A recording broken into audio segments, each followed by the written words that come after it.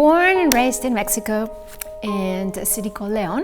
I actually did not start training until I was about 13 years old. So I started kind of late for the ballet world. And I fell in love with ballet when I watched a performance on stage with the National Company in Mexico. And I still remember to this day that I was at the edge of my seat and I was very immersed and I was completely engaged with the colors and the music and how it all came together.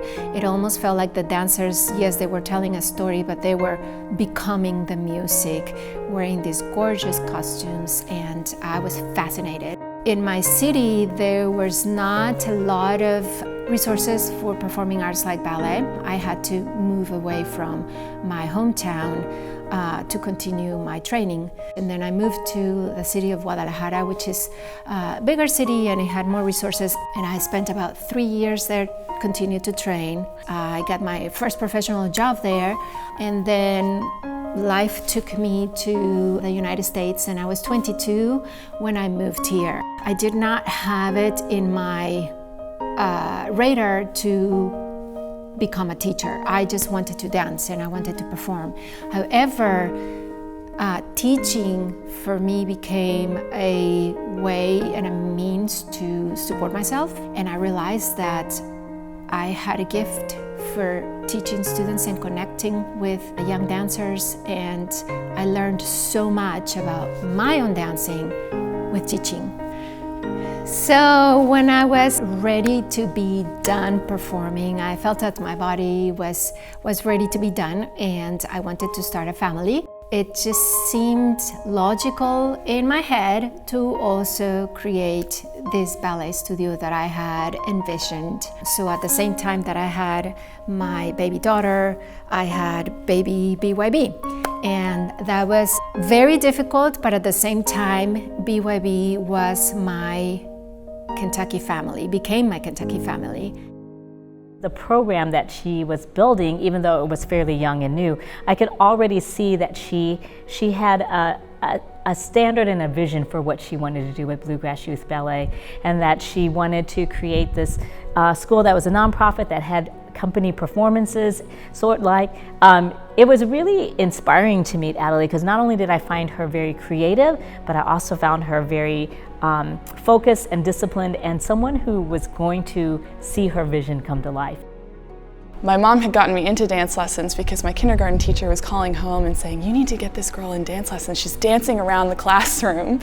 And so my mom, said, "Why don't we stick it out? Why don't we try this new studio? I've heard from other parents that there is a wonderful teacher coming from a different studio who's starting her own, and I've heard she's wonderful with children and a great teacher, and why don't we try that?" And I loved it.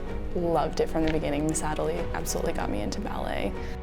I had I think it was my second birthday. My sister and I had them together. It was my second, her fourth, here at BYB. I remember Miss Adelie was there, Miss Jen was there, and so they have literally known me almost as long as my parents have known me. And I think about that all the time because that's crazy.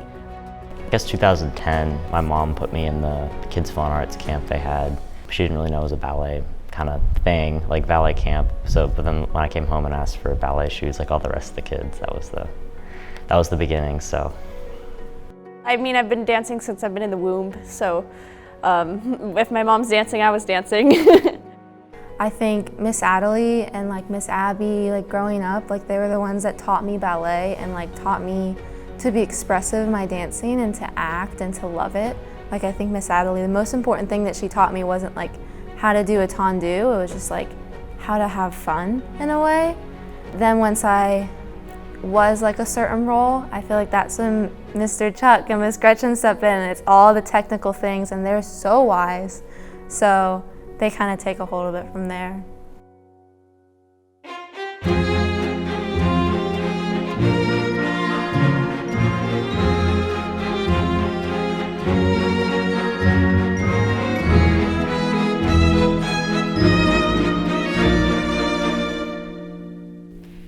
I think dance is the perfect combination of things because it's artistic, it's creative, but it's athletic, and it has a lot of structure. It's the best. Like, it's all those little corny little Pinterest quotes, like when you're on stage and the spotlight hits you, you just come alive. But it's true. It's literally true. And I feel like I'm the happiest when I'm performing and not just executing steps, when I'm truly dancing. I love the consistency of it. I love that it's always going to be the same thing. It's been the same since King Louis XIV created a certain set of steps. It's never changed. It's always the same. I like that sense of stability and that sense of going in and knowing what's going to happen.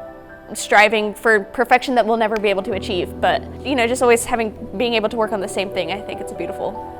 I care more, like if I was a teacher, I want to teach them how to love it, how to really enjoy it. And I've learned like a billion different things from Mr. Chuck and like all of these corrections and everything, but he taught me the most, like to love what you're doing.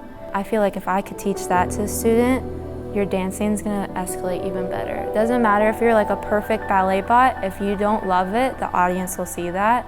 Even if you have imperfections and you have flaws like we all do, but you want to be there and you care and you truly love it, your dancing is going to be so much better. From the first time I came here, so like when I first came here, I walked in the building and it just feels like home, right? You just feel so welcomed, and it's such a loving and amazing environment for a dance studio, and that's very hard to find. And everybody here is so appreciative, from the students to the volunteers, the family, the staff. There's just this love and a different feeling. And you can't explain it. BYB is just that. It's such a loving family, and we all support each other, and dance is supported. We all love what we do. And so I think it's very evident here. When you walk in, it's just a different place.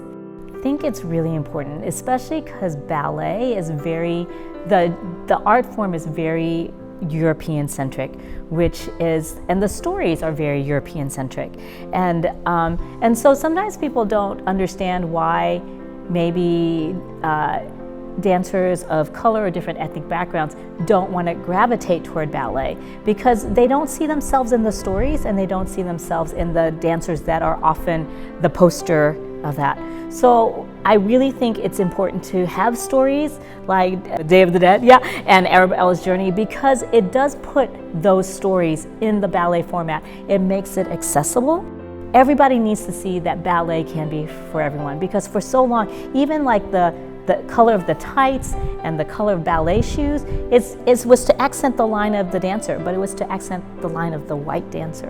And so now that we're more open, that we can, ballet is starting to open up a little bit more. It can't start in the top companies. It needs to start in the grassroots training and then be filtered into the bigger trainings. Now, those big places need to have more, and they're starting to do that. I think a lot of dancers have dreams, young dancers have dreams. They want to be that ballerina, but it's really hard when you don't feel the story connects to you.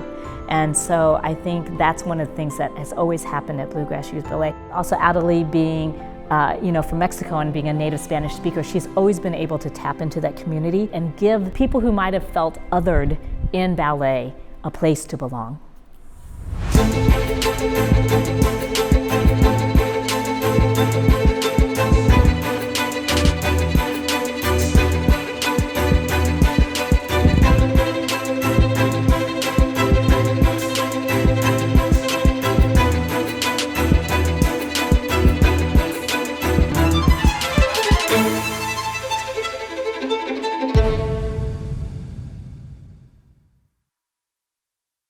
Why is BYB so good? What is it that makes us get it from such a young age? Because I feel like that's what it takes. You have to kind of grasp it early on. And it's okay if you don't. It's okay if you start later, if you still grasp it. But I feel like there is that pivotal age where you either grasp it or you don't, because ballet is so hard. So I think when you're a student, it's so easy to receive. You don't even realize you're getting this gift, And then when you decide that you want to shift as a teacher, I feel personally that you have to put aside, you have to be in a place where you want to give.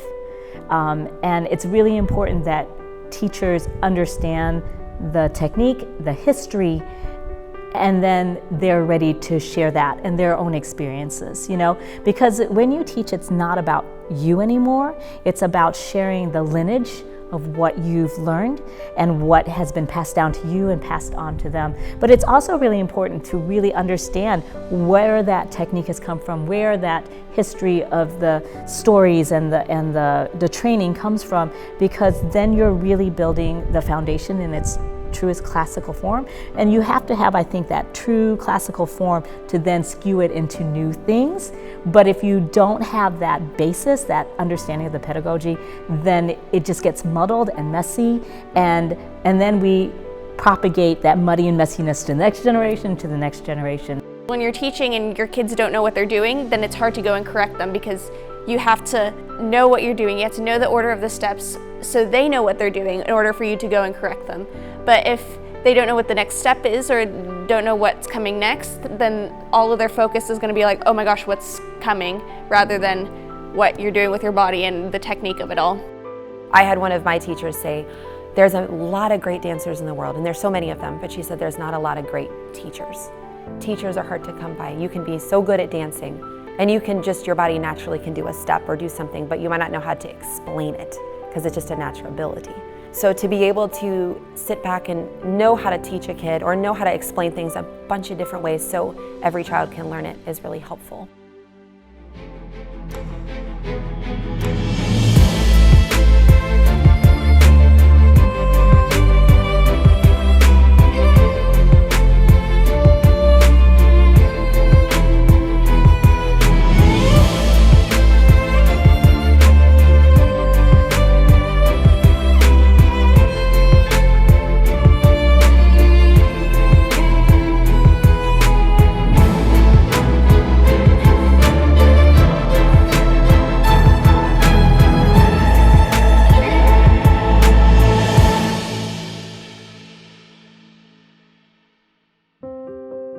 Somehow, ballet usually attracts perfectionists.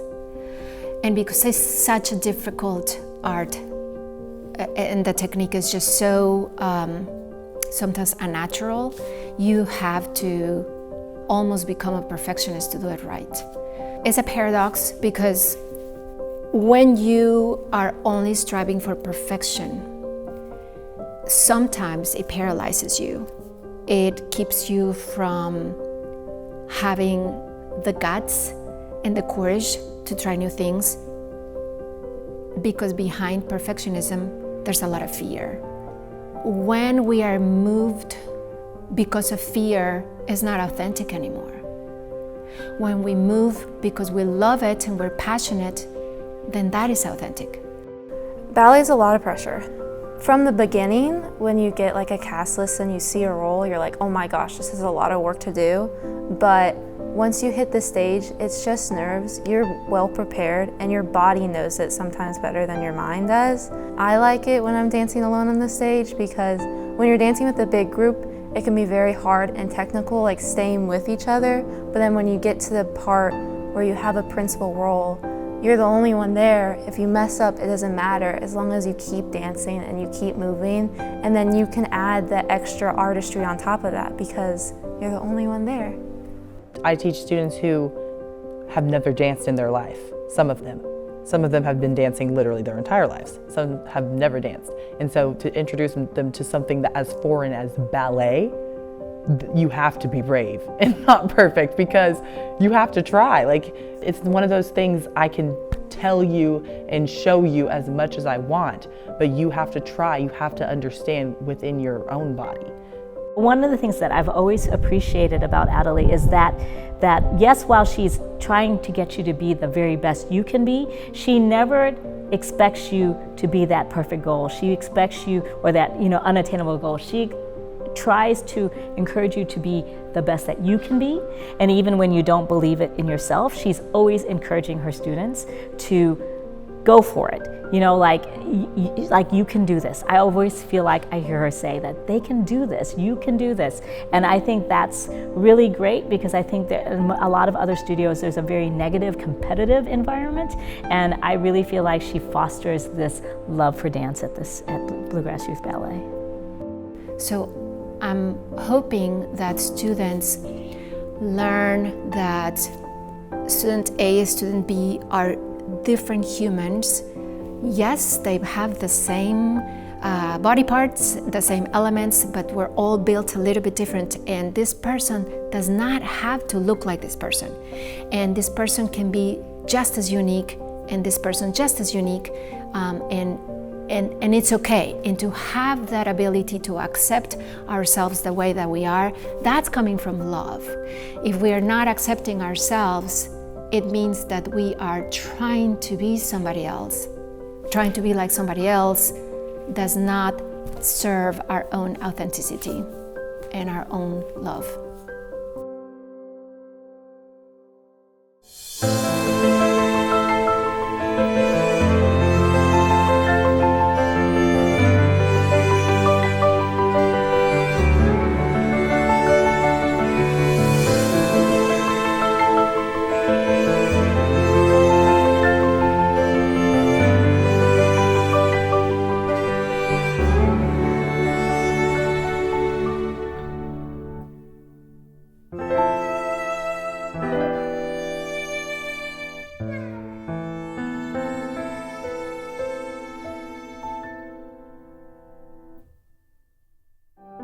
You take a million classes to be able to get to that point of eventually being casted, and like all the roles in Nutcracker, like they eventually add up to Sugar Plum. And sometimes people think like once you're Sugar Plum, you're done. But like that's when the work starts. Like once you get the role, I feel like I forget sometimes. I'm like, oh, it's good, like I got it. And I was like, oh, I still have to keep working on this.